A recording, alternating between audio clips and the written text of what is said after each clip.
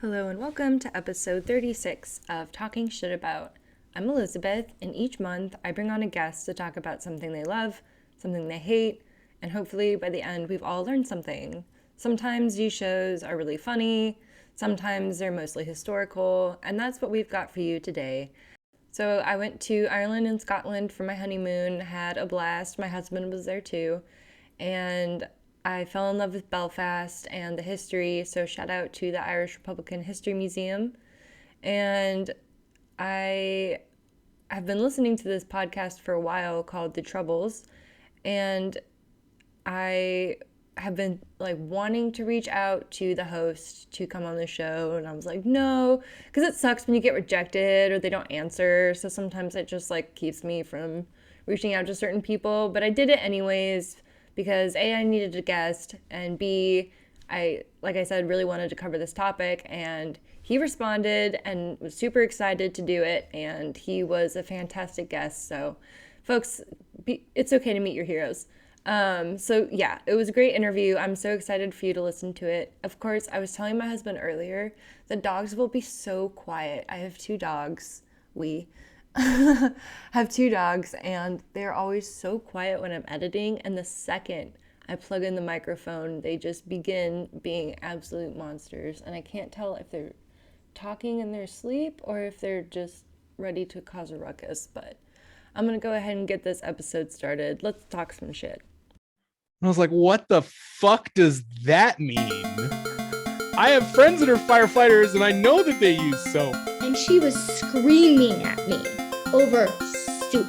Fuck this, I am not ever talking to a Scientologist again. These people are all insane. I'm putting my bricks in the dumpsters, motherfuckers. Do you see me, bitches? I'm throwing my bricks. And he's just like chucking bricks. I'm here today with Oisin, and he is the host of the Troubles podcast. Oisin, welcome. How you doing? Not so bad. I'm in bumper to bumper traffic, but I guess life could be worse. Yeah.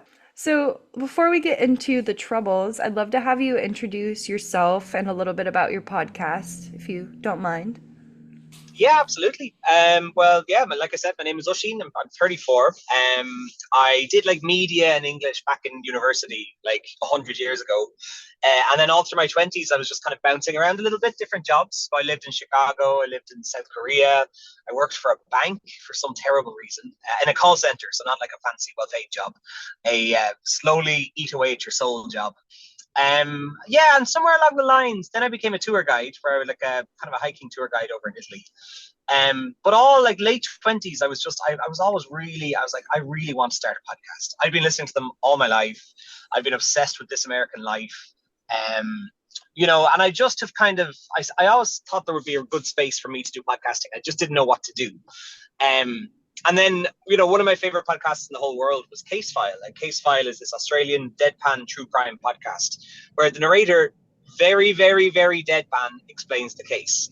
And he lets you come to all of your conclusions at the end. He doesn't give you anything really he doesn't try and want you to think anyway. He just wants to give the facts, and then you can kind of digest the case, digest the story afterwards. And I always loved that style. But the true crime market was crazy saturated. So, I kind of was like, well, what would I do it on? And weirdly enough, I'm from County Meath, which is right beside Dublin. But like Northern Ireland, for people from where I'm from, and people all over Ireland, it's a different country. Most Irish people probably just see it as another part of Ireland. We don't really think about it too much. But, my only frame of reference with it was driving across the border when I was a kid with my dad to get fireworks. Because fireworks were legal in Northern Ireland and they were illegal in the Republic. And then it was just over a couple of trips going to Northern Ireland and seeing like all the police stations are still wrapped up in these massive cages to prevent petrol bomb attacks. And I met a friend, and my name is Oisin Feeney, and like the friend was like, oh, my mother was really scared about you coming up to talk to me. I was working with her, and I was like, why? And she's like, oh, well, Oisin Feeney, like we're Protestants, and that name, that's a very Irish name, and my mom grew up on one side of the fence in the Troubles and is terrified of Irish people. And I just kept hearing these kind of stories, and I realized how little I knew about Northern Ireland and about these 30 years that became known as the Troubles. And I said, if someone like me, if a guy who grew up in Ireland, an Irish person, can't understand and comprehend what happened during this period. How can anyone else around the world do so? You know, and they're even further removed than an average Irish person. So I kind of said to myself, right, the Troubles is something that needs to be done. And I didn't really know how to do it. I was comparing it against another Irish history podcast, which was like 300 episodes in. And I said, I can't do it like that. I don't really want people to come in and say, you have to start at episode 1. I decided to take every significant incident, significant person, and just devote one episode to them. And I've kind of made up this word like jigsaw kind of knowledge, where each piece gradually fills in your image of what happened during this period, but you don't have to do them in any order whatsoever. So yeah, the tour guide job died, or what happened to tour? Oh yeah, so during the tour guide job died because of COVID. So I'd had a breakup. I moved home. I had no job, and this was just going into COVID. But it was then I decided to launch. I'd already written 3 pilot episodes, and I literally launched the March, which Ireland went into lockdown for COVID. So a lot of people think it was COVID that gave me all the time to do it. It was actually the 6 months beforehand that I was doing all the work, and then I launched. Yeah, and that's, I guess that, yeah, it's 4 years later. I'm still releasing episodes, and it's it's doing pretty well, to be honest. I've got about a couple of million downloads around the world, and I picked up a couple of awards as well last November, which is nice. It's nice to say it's an award-winning podcast. I still have a little bit of, what's that word, imposter stuff or whatever, where you kind of, sometimes you feel like what you make is crap or what you make is shite. So, you know, I know it's only an award and it's not something to boast about, but at the same time, it gave justification. It was like the first time, I guess, the media or, you know, somebody said, what you're doing is important, you know? So, yeah, it's immensely rewarding, and I'm very happy to be doing it. That's awesome. Well, congrats on your awards. I feel like you definitely deserve it. I definitely feel the imposter syndrome too sometimes. And your podcast, I noticed, I mean, it is you're talking about political events, political people, but you tend to not throw your opinions in there, at least from the episodes that I've listened to. Is that on purpose? Oh, 100%. Yeah. I think the second you have a bias, the integrity of what you're providing absolutely disappears. So if I had an opinion that some guy was a bad person or whatever, it's my job to put out the facts of the story, the facts of the person, the facts of what happened. It's the listener's job to make their own conclusions on what happened. So yeah, I've gotten a good bit of criticism. I've been told I'm too Republican-sided, too Dublin-sided, typical South Irish attitudes, too sympathetic to British soldiers. I've had criticism telling me I'm every corner of kind of biased, which I think is actually probably a good thing, because it's an overall round picture. Because I'm not here to impart my opinion. I think that would devalue what I'm offering. What I'm doing is a very, very simple attempt to chronicle history, I guess. That's probably the way I feel about it. Gotcha. Yeah, no, that's super commendable. My podcast is literally all about opinions, so that's very cool. I appreciate that about your show, and of course, you've said this on a past episode, but you can't please everybody. Yeah, of course. So just do the best I can do. To be honest, the thing that upsets me the most is my pronunciations are sometimes a little bit wrong, because Northern Irish and the Republic of Ireland, the accents and names are pronounced differently. So it really kind of, I've been saying something wrong the entire episode. Because one, it takes about 3 or 4 hours to change. So it's very difficult to change. And two, so I'd hate to feel disrespecting if people are. Well, all right, let's go ahead and get into it then. I don't know if you'd rather start with what led up to the Troubles, or if you want to just kind of give an overview of what the Troubles were. Yeah, I can kind of go into it. Like, just first, let's take everything with a good big. I'm not particularly savvy on dates and very specific things, so it'll be a general overview that may have a couple of small inaccuracies, but it will get the overall point of the story across. Let's just preface that I work really well with a script when I'm just like speaking out of my head. Sometimes it's not always accurate. While you're driving, just to get that out of the way. Yes, and I'm driving. Thank you. So yeah, I guess the way it kind of works is like Ireland. For those out of the loop, since the 1200s, there have been English and Norman conquests over into Ireland. And kind of the romantic way is that England came over and invaded us or whatever. But in reality, like the first the first incursion over, the Normans were invited over by Diarmaid MacMurrough. He was a High King of Ireland. He invited Richard something, basically Strongbow, this famous Norman general, over to marry his daughter Aoife, and then the Norman would join forces and take the land. And over, let's just kind of just roll that forward quite quickly. Over the next successive couple of 100 years, the English then came over, the Normans were over, and Ireland basically, there was a conquest of Ireland that happened all over every corner of our country. So, this was kind of difficult. This was after a point, this was a Protestant force coming over and conquesting a Catholic force. And, the Irish people were not particularly unified. They were quite scattered. There were some pretty significant uprisings and fighting back. But overall, the English forces were just, there was just too many in a certain way. So, but at the same time, it was very difficult to pacify or to take over a part of Ireland without bringing over a lot of people. That was probably the best way of taking over an area of land, having what's called a plantation. So all over Ireland, there were plantations where thousands of English and Scottish settlers were brought over, and they were given incentives. Here's land, here's a good job. If you come over here and make this land work. And that's kind of how, England claimed parts of Ireland. But for the most part, the plantations were unsuccessful. The Irish that were still there refused to work with the people. They violence uprisings against the plantations. So in the majority of Ireland, the plantations would be considered unsuccessful, except for in Northern Ireland. In Northern Ireland, the plantations, which were primarily Scottish, I guess they were Protestants, settlers came over, they settled, and they did very well. They prospered. Because Northern Ireland at that time, the northern region of Ireland, of course, it was kind of considered the breadbasket. The land was extremely fertile. So when the native Irish said, the plantation is known as the Cromwellian plantation, after Cromwell, who was a guy who's not particularly liked very much in Ireland. But so when the Irish people said, where do we go? We're getting kicked off our land. He was like, well, you can go to two places. You can go to Hell, or you can go to Connacht. Connacht is the region on the west coast of Ireland. Beautiful region now, be gorgeous for tourism, would have been atrocious for farming, would have been terrible land. So that's where the Irish were kind of booted out too. But of course, many native Irish remained. This period that I'm talking about now would be around specifically the 1600s. So we have a large group of settlers coming over to Northern Ireland, having a plantation. Then you have two communities on top of each other, the native Irish and the settler. So the settlers were given land, given wealth. The native Irish could rent the land, they could work on the land, but they were not really in any way offered the same wealth that was offered to the settlers. So there's a lot more digging to do in that, but let's just fast forward now 400 years. Let's go to 1950.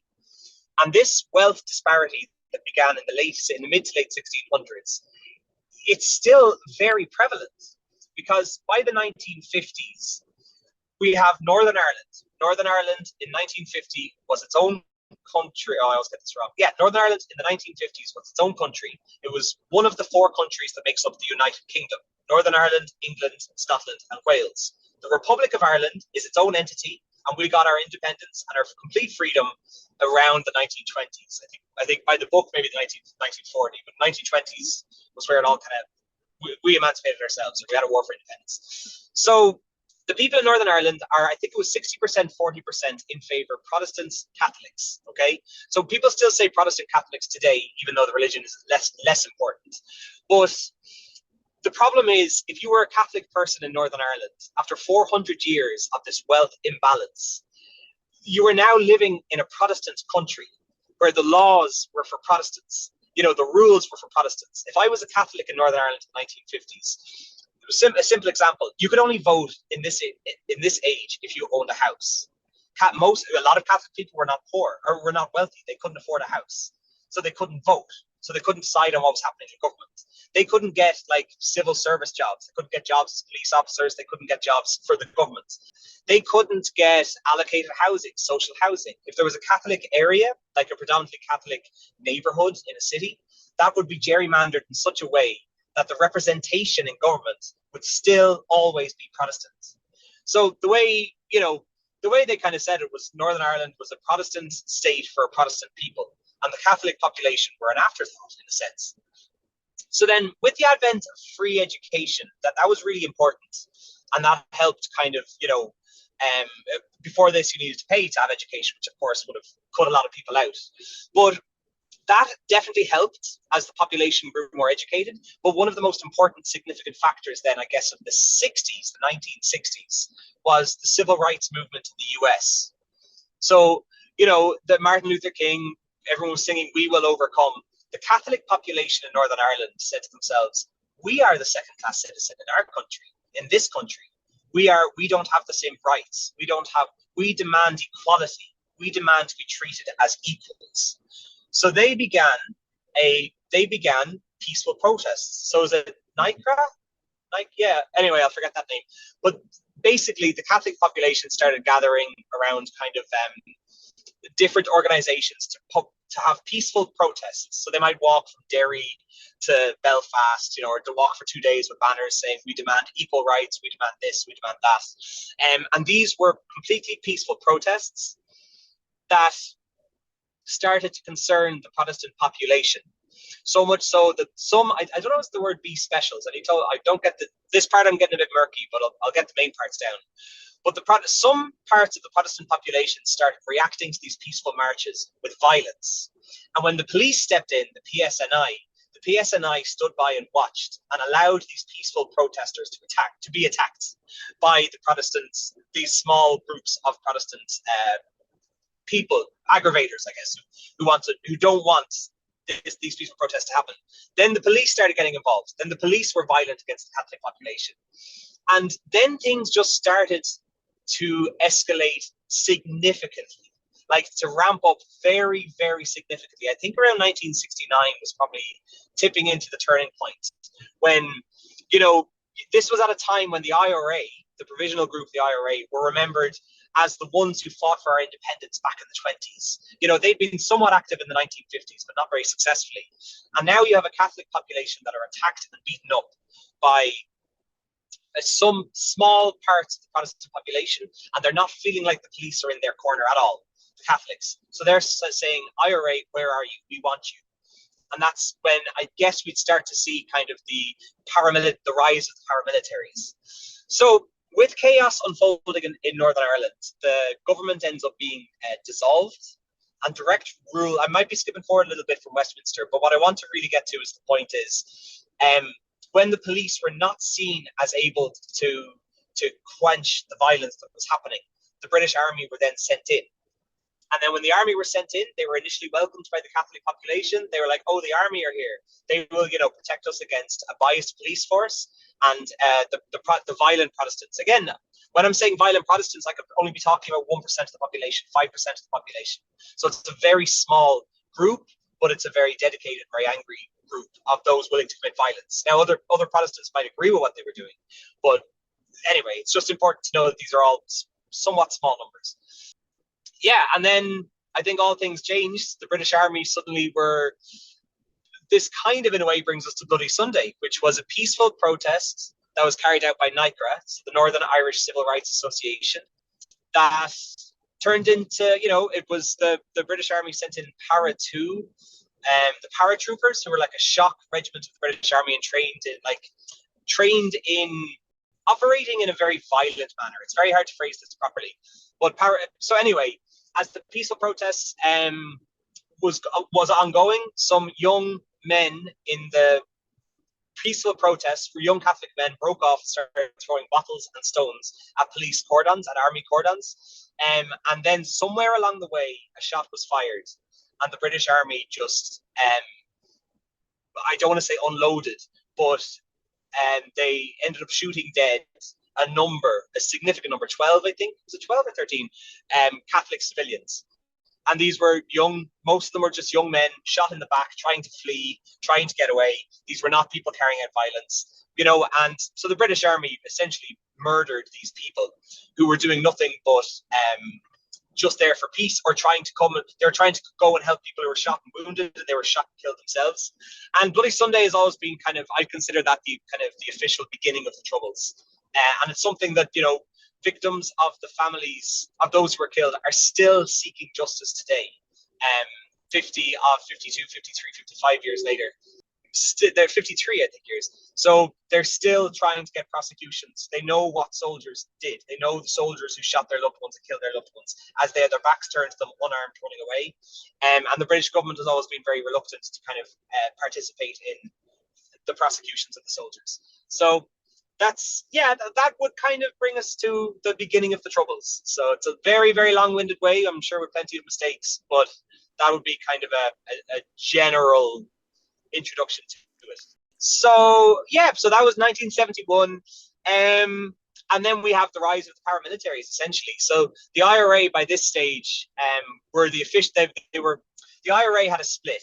There was the original IRA called the Officials, and then there was the new IRA, which was called the Provisional IRA.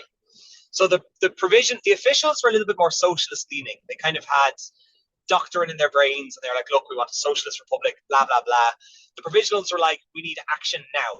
We need to start taking out soldiers, taking out police officers. We need to violently, hawks and doves is what they kind of say.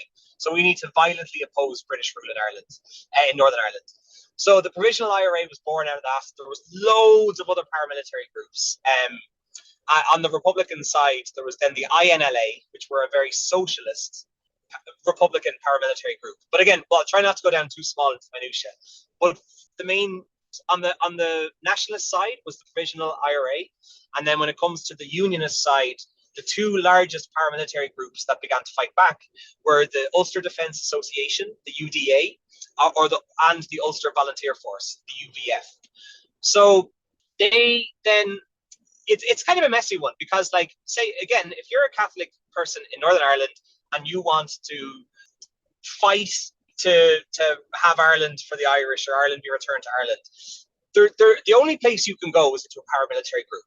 But if you're a unionist in Northern Ireland and you want to kind of oppose the spread of nationalism, you could join the RUC, or the RUC, the police force. You could join the British Army. There was the British Army called the UDR. That was a regiment in Northern Ireland. Or you could then join paramilitaries. So unionists had a few directions they could go to, whereas nationalists really only could join a paramilitary group or continue the peaceful struggle, which was always very, very, very difficult. It was always very difficult to try and campaign for civil rights through peaceful means amidst this chaos and bloodshed. Because again, once Bloody Sunday happened, it was this awful, awful cycle of tit-for-tat killings that the IRA became really, really adept in their bombing campaign. The IRA, like the British Army, had a really difficult time chasing down the tech that the IRA were using. The IRA became really, really well versed and really well educated on their bomb technology. They went over to Colombia. They trained FARC in their bomb technology in exchange for millions and millions of money, of dollars from cocaine, basically. They went down to Gaddafi in Libya. Libya was responsible for giving the IRA so much money, so much ammunition, so many bombs. And in exchange, the IRA did well. Gaddafi just wanted to help spread anti-colonial stuff. But at the same time, you know, there were members of the IRA who went down and trained a lot of these people who would now be considered Islamic extremists. So, you know, with all that technology, the bombings became much more significant. The deaths became a lot more significant. And whenever 10 people were killed on one side, on the other side, the UDA and the UVF, they whipped into action and they decided to kill Catholics. So it was a really, really awful tit for tat style. The IRA targeted British personnel, any members of the security services. They targeted any members of the police services. They were very particular. They always said they were not targeting civilians. But again, that's one of the saddest things in Troubles. The highest death toll of all sides were civilians. The IRA's bombs were often parked. A car would be parked somewhere, laden with explosives, and then a bomb would be called in. A bomb threat would be called in. Sometimes the bomb threat would be called in too late. Sometimes we called into the wrong location. They were sloppy with their bombings, and as a result of this sloppiness, a lot of civilians lost their lives to IRA bombs, which would be, you know, why a lot of people in the Republic of Ireland would not necessarily in any way support what the original IRA did during the Troubles. And then, like I said, on the other side, the UVF would work with a significant amount of precision. I don't believe they would have taken as much civilian casualties, but at the same time, say if an IRA bomb killed a couple of soldiers and a couple of civilians, the UVF, this is specifically me thinking of Shankill Butchers, but the UVF would say, well, okay, they got 10 of ours, let's get 10 of theirs. So the Shankill Butchers would go out in a black taxi late at night. They'd find Catholic men leaving the pub late at night, and they'd take them into their car and they'd violently murder them, and then dump their body. And they do that 10 times to even out the numbers. So it was always this kind of tit for tat evening of the score. And again, the person who took the group of people who were most affected by that was, of course, the civilians. So that was kind of the biggest tragedy in the whole thing.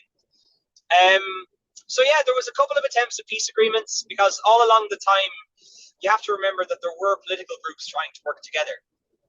And this is another kind of sad thing about the Troubles, that we had what the two political parties at the time.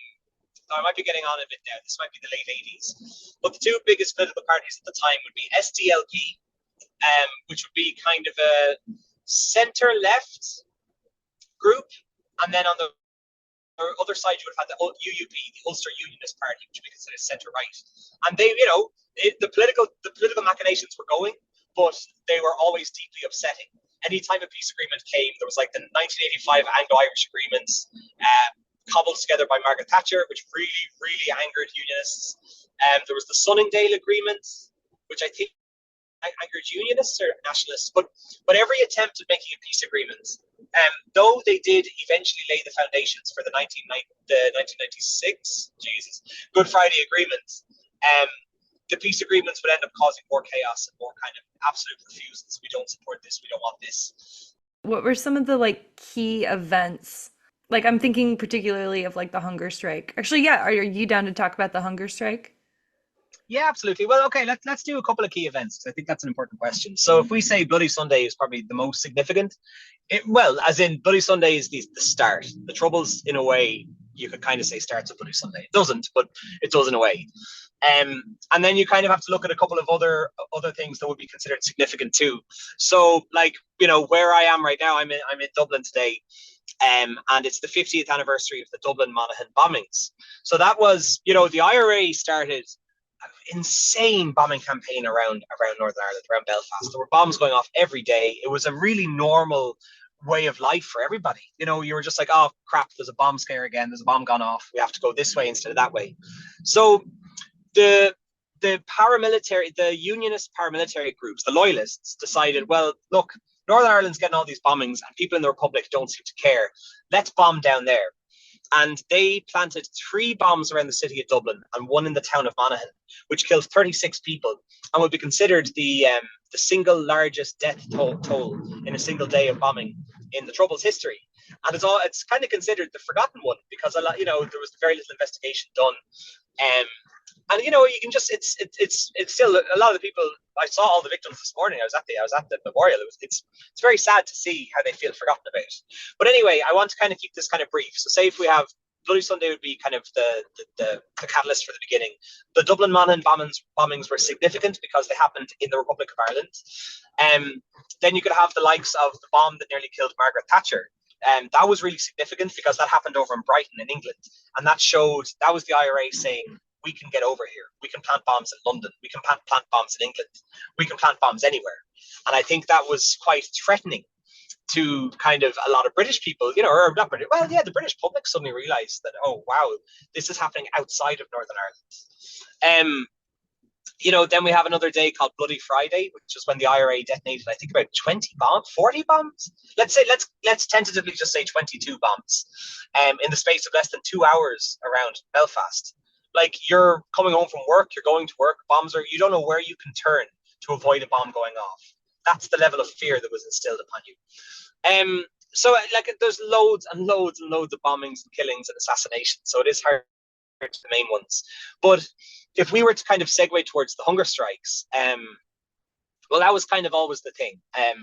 People who were killing people during the Troubles said, this is not something I do. Ireland here, I believe XYZ. So you suddenly have a lot of Republican paramilitary prisoners who are in prison in Northern Ireland, and the prison is trying to treat them like regular prisons of criminality. Thatcher was saying crime is crime is crime. You're all just prisoners. These people are saying, we're not.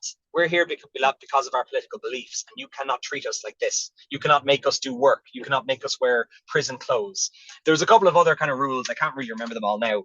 But so the Republican prisoners, they began a form of protests. It was the no wash protests. I get the order wrong, but the protests basically escalated. So at first they decided they wouldn't wash. So I was talking to a guy recently who he hadn't brushed his teeth. Now he has recently, but around this time he took part in all these protests, and he hadn't brushed his teeth for maybe 2 years.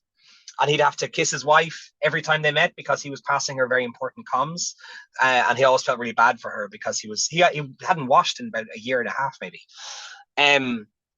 So then the no wash protest turned into the blanket protests, where the men refused to wear clothes. They were just draped in the blankets.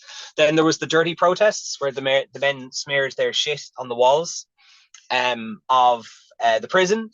And I think it was after the dirty protest then, and I remember the guy recently telling me about that, and he was like, that was really the turning point for the prison guards. The prison guards started treating them like animals by that stage.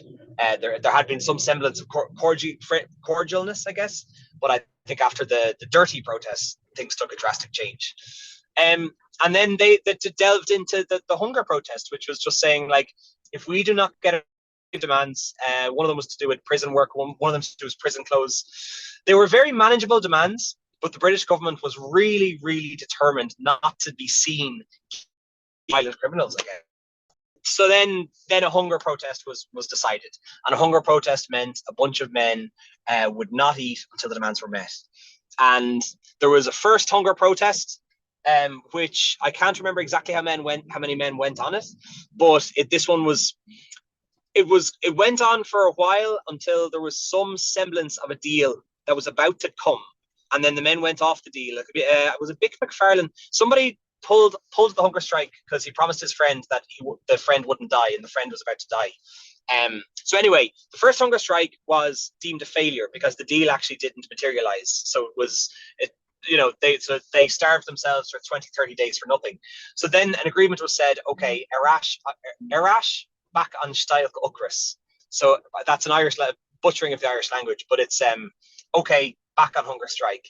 And then the second hunger strike is the one that is most known around the world, because the provisional IRA, or the Republicans in the prison, had realized some of their mistakes, and they said, okay, this time we're going on it, and this time people are going to die.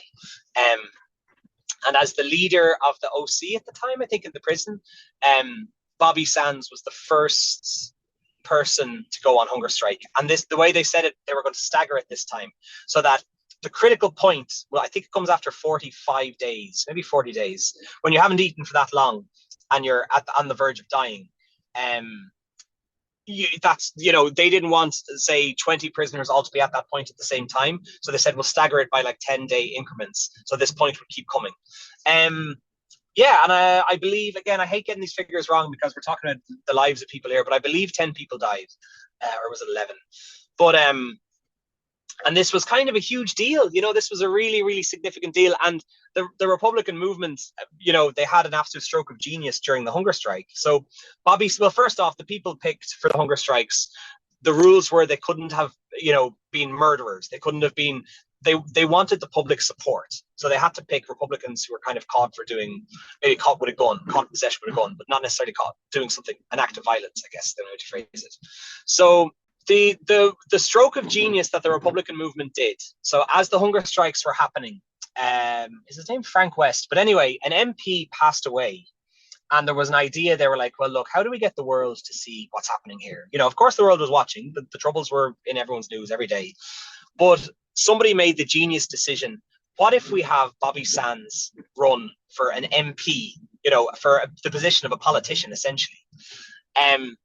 And there's no way the British government can let one of their elected politicians die on hunger strike. It's impossible.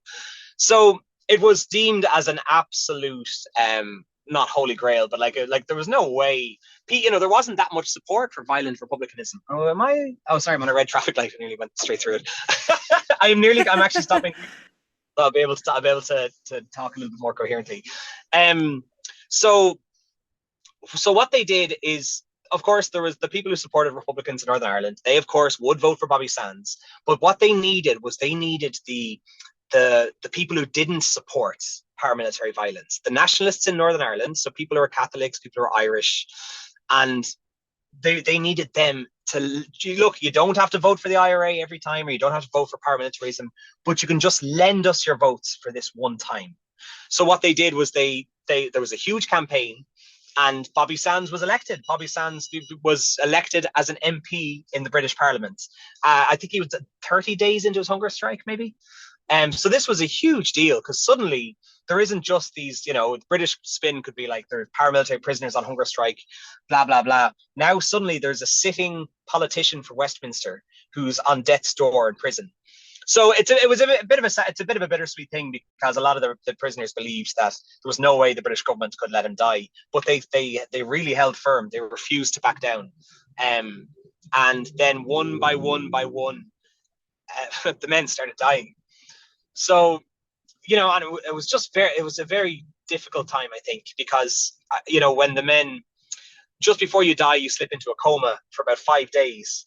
And Bobby and a lot of the guys were very strict with their family. They were like, you cannot revive us. You cannot.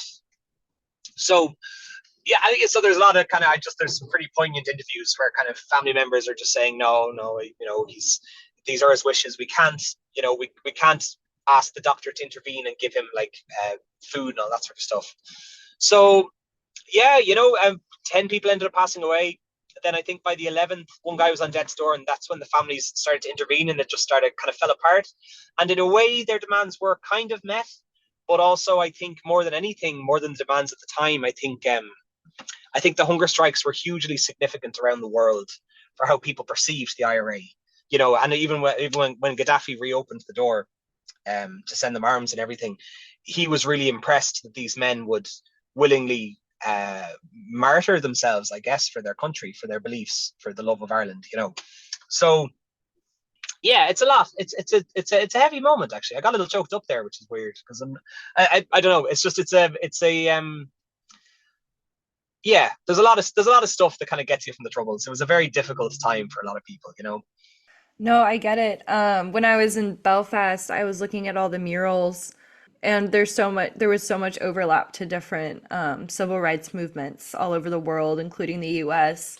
And it's heavy. There's a lot of really heavy stuff all across the board. So totally get it. Yeah, there's just a lot of trauma. There's a lot of trauma that has been on every side, on absolutely every side. So many people were killed for nothing, for just in the wrong place at the wrong time, and that's kind of the tragedy, the whole thing. And I think that's really important to understand, that trauma, tragedy, grief happens on every side. It's not a nationalist thing. It's not a not a unionist thing. It's families were destroyed. Generations of families were traumatized. I think that's something that's very important to remember. Yeah. So was there a key point that sort of ended the troubles, or was it something that just kind of petered out over time? Yeah, I've talked about this with a few guys in a few episodes, and I was chatting to this historian, Gerard Jofoilan, which is one of my best episodes last season. Have a listen to him if anyone listening to this. It's a really good interview.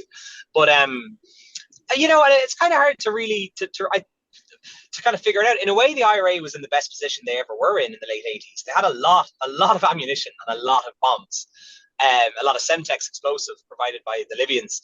So they were in a place where they could continue their campaign of violence. But at the same time, the British machinations, is that the word? Had really put a lot of effort into, I guess, espionage, double agents, spies, all this sort of stuff. And in a way, the IRA was, I guess, kind of full of holes at a point, where there was just so many informants, so many double agents, that it became very difficult to operate in any sense without being losing faith in the organization. And then it turns out some of the biggest players in the entire troubles were agents, like Steak Knife, Scappaticci. He was, when the IRA realized how full of holes they were and how many double agents they were, they decided to create what's called a nutting squad.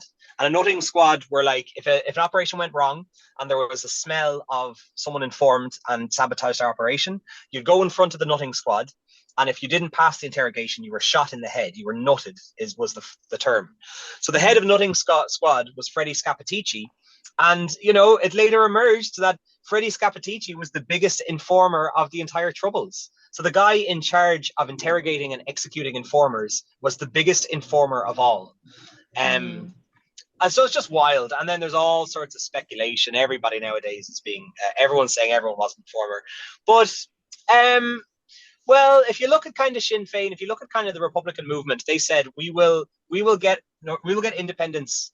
What's the word? We will reunify with the Republic of Ireland through two ways: through the ballot and the Armalite. The Armalite is a gun, and the ballot, of course, through voting.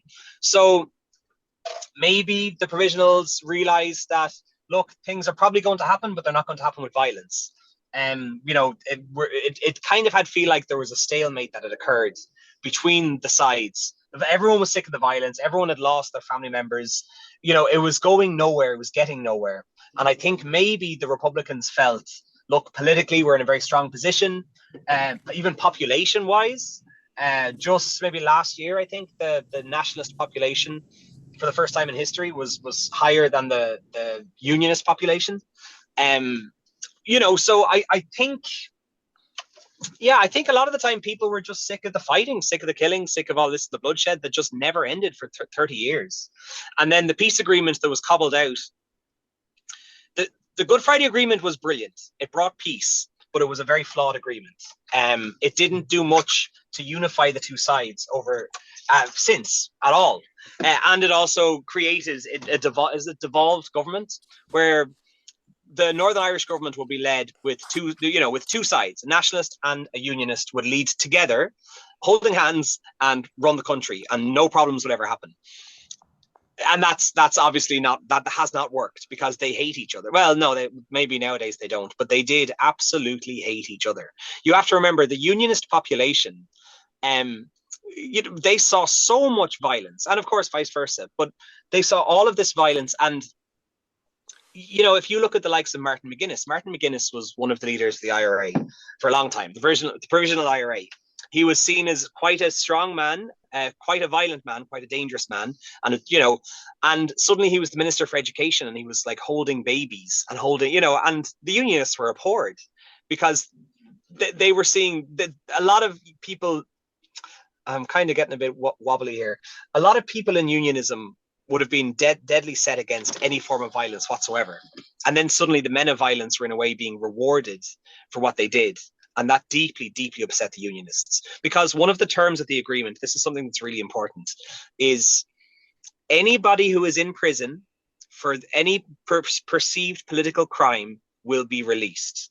So that means over a period of maybe 5-6 months after the signing of the Good Friday Agreement, anyone who had murdered anyone was released scot-free. So people whose fathers were killed, whose kids were killed, whose mother was killed, his sister, suddenly the person who killed them was free and would see no more repercussions for what they did. They were given a license of release. Now, as long as they stayed on the straight, if they did any more crimes, they go back to prison. So for both sides of the fence, that was a very hard pill to swallow, to see the person who killed your loved one out and free. So yeah, obviously peace came. The violence drastically reduced. We went from 3,000 killings in 30 years to I think less than 300 maybe in 20 years since. So it did bring an end to the violence, but it did nothing to have the two sides working together. So the two powers that worked in the how do I say this? The nationalist and the unionist governments that were meant to work together. One of the provisions of the governments was really, really stupid. It's, if one of them disagreed, they could collapse the entire Northern Irish government, which doesn't make any sense. If two sides are leading together, they just need to lead together. You can't collapse government. And in the 25 or 26 years since the signing of the Good Friday Agreement, the Northern Irish government has been collapsed for 9 of those years in different places. So again, the most important thing for most people in Northern Ireland right now are the bread and butter issues. How do I work? How do I pay? How do I get paid? How do I feed my family? There's very few people who are that fussy on whether they're Catholic or Protestant or blah, blah, blah. They just want to have a good quality of life. And if their government can't agree and won't work together, then that's obviously not in their best interest. Wow, you did a great job of covering all of that while you're driving. So props to you. That's Yeah, pretty yeah. impressive. I just parked. So Um, yeah, I'm pretty fussy about how I speak. So I think I was a bit waffly, but maybe I don't know. Maybe you can chop it up a little. no, no, you're I don't know how you great. do these. Okay, thank you. I appreciate it.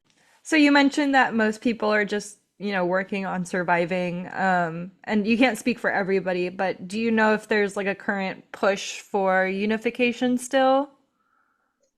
Yeah, Brexit has made a complete mess of everything, in a way, and also the DUP was so.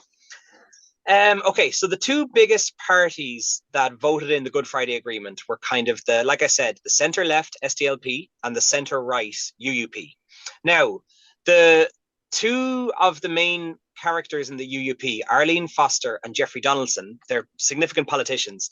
They said, how dare our party vote in this agreement? It's terrible. So they left out to the fringe party, the DUP, Deputy Ulster Party. And the DUP are a little bit more like fire and brimstone. Now, they're the dominant party, they're the dominant unionist party in Northern Ireland, but they're a little bit more like they would be wouldn't be into gay rights. Or, some of them don't believe that they believe that the world was created 4,000 years ago by God, and they don't believe in dinosaurs. Kind of, they'd be considered dinosaurs themselves in a way, the DUP, which is unfortunate because if you're a young unionist in Northern Ireland, these are the guys that are representing you. If you're a young gay unionist, this is the main party that is supporting your interests. So, yeah. So the weird thing is, both those centre, somewhat moderate parties, the UUP and the SDLP, in the 25 years since, everyone has gone further off to in the corners of their own resolves. The nationalists are now into Sinn Féin, which would be considered far left. Oh, I'm so bad at this. And then the unionists would have gone to the DUP. So these kind of moderate parties that would have had maybe a better chance at understanding each other are now significantly diminished in power. And there's only those two large camps, and then the growing camp in the middle, which I really like the idea of, which are called the Alliance Party, which are not a party affiliated with Protestant, Catholic, Unionist, Nationalist. They're just a political party that want the government to run well. So that's kind of cool that they're growing in numbers. But right now, still the DUP are very big and Sinn Féin are very big. But the DUP are kind of eating themselves a little bit because their biggest member, Jeffrey Donaldson, has just had a lot of very, very serious allegations against him for historical sexual crimes. And yeah, they're doing themselves no favors anyway. It's kind of hard to phrase that, but it's where am I going with this? No, you're Hang on, good. let me think about it. Yeah. But what was kind your of- question? Sorry. Oh, it was just kind of the current feelings about unification. Oh, okay. So yeah, like I said earlier, there is now a nationalist majority in Northern Ireland. So everyone really was like, "Oh my God," it was in the news and everything. Like, "Oh, now they're going to vote on unification." No, like though there is a nationalist majority, and again, it was simple maths. Catholic families in the 60s and 70s were having 8, 9, 10 kids. Protestant families were only having 1 or 2 kids. It was inevitable. But at the same time, a lot of people are pretty happy with the governance system in Northern Ireland right now, which is of a part of the United Kingdom. Like the health system is better than in the Republic. And there are aspects of living in Northern Ireland and being a part of the United Kingdom that some nationalists probably are okay with their jobs, with their security of jobs, security of everything. So yeah, a lot of people, I think a vote will happen in my lifetime, but I don't think it's as imminent as most people think. Yeah, let me think about it. It's just awkward because the unionists in Northern Ireland, they're the ones who are like, we are loyal to the crown, we are loyal to England, we are loyal to, and it just feels like every step of the way, the British government in Great Britain doesn't seem to care about them and makes decisions that are not in their best interests. And as I that must be very frustrating being a unionist in Northern Ireland and being backed into a corner where you feel like nobody is looking after your interests. And I think the general feeling among some unionists now is that there has been a gross overcorrection, so that nationalists are given too many rights, Catholic people are given too many things, and the unionists are being ignored. So there's that sort of, yeah, there's that dissatisfaction. And is it getting better? I don't know. Somebody made a very interesting point to me that I'm sure unionists would not appreciate. Whereas at the moment now, as a part of the United Kingdom, the unionists in Parliament wouldn't have much clout, wouldn't have much power. They're such a small group of people with the same interests and values. But if Ireland was to unify and become one big country, of course, the unionists would still be there, and they would suddenly have 20% of their overall sway in politics, which would be very important to get into coalition governments. So the argument said it would be in their best interests to be a part of United Ireland. But I don't know. I think most people in the Republic of Ireland just see, this is our flag. Eventually, Northern Ireland will come over and just join over. But then, people in Northern Ireland would say, well, no, that doesn't look. That's not looking after the interests of people up there, especially unionists. Well, could Ireland unify and have a new flag and a new national anthem and all that sort of stuff? And Irish people would just say no. So I think it's messy. I think it'll probably happen in my lifetime, and I think it probably will happen more for economics than anything else. I think Brexit has created a bit of a shit show, because like now we're in the Republic of Ireland. If I walk across the border, because there's no borders, suddenly I've left Europe. So there's a wide open, walkable border between Northern Ireland and the Republic of Ireland, and that's going to cause a mess. That's a messy situation. Well, if anyone is interested in learning more, how can they find your podcast?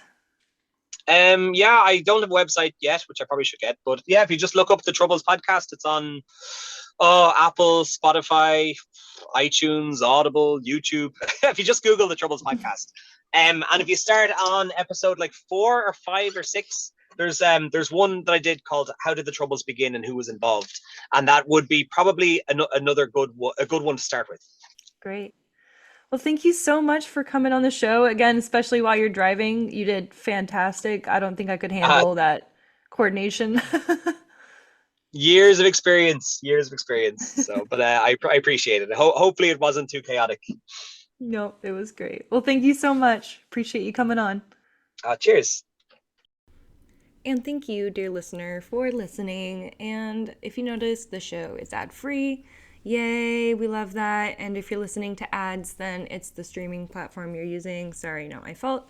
I hope you enjoy. And if you would like to support the show, you can do that. No money required.